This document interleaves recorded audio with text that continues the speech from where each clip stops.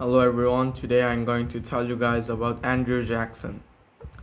More nearly than any of his predecessors, Andrew Jackson was elected by popular vote. As president, he sought to act as the direct representative of the common man. Born in a backwoods settlement in the Carolines in 1767, he received sporadic education. But in his late teens, he read law for about 2 years, and he became an outstanding young lawyer in Tennessee. Fiercely jealous of his honor, he engaged in brawls and in a duel killed a man who cast an unjustified slur on his wife Rachel. Jackson prospered sufficiently to buy slaves and to build a mansion, the Hermitage near Nashville. He was the first man elected from Tennessee to the House of Representatives, and he served briefly in the Senate. A major general in the War of 1821, Jackson became a national hero when he defeated the British at New Orleans. In 1824, some state political factions railed around Jackson.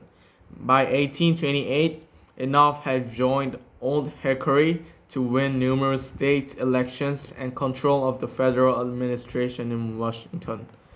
In his first annual message to Congress, Jackson recommended eliminating the Electoral College.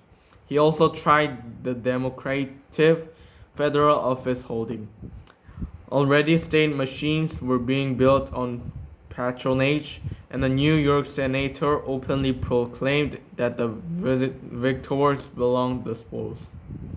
Jackson took a milder view, decrying office holders who seemed to enjoy life tenure.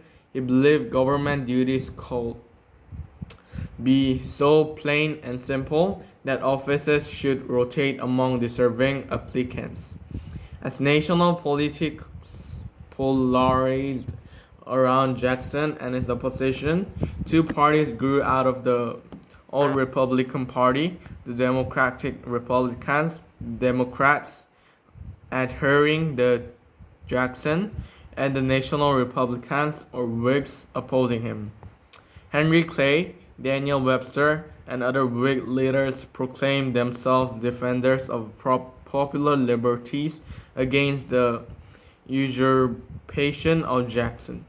Hostile cartoonists portrayed him as King Andrew I. Behind their accusations lay the fact that Jackson, unlike previous presidents, did not defer to Congress in policy making but used his power of the veto and his party leadership to assume command.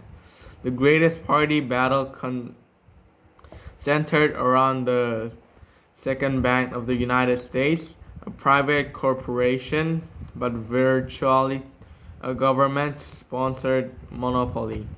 When Jackson appeared hostile toward it, the bank drew its powers against it. Clay and Webster, who had acted as attorneys for the bank, led the fight for its recharter in Congress. The bank, Jackson told Martin Van Buren, is trying to kill me, but I will kill it. Jackson, in vetoing the recharter bill, charged the bank with undue economic privilege.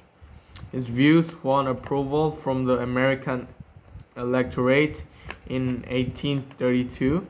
He polled more than 56% of the popular vote and almost 5 times as many electoral votes as Clay. Jackson met head-on the challenger of the John C. Calhoun, leader of forces trying to rid themselves of a high protective tariff. When South Carolina undertook to nullify the tariff, Jackson ordered armed forces to Charleston and privately handed to hang Calhoun. Violence seemed imminent until Clay negotiated a compromise. Tariffs were lowered and South Carolina dropped nullification.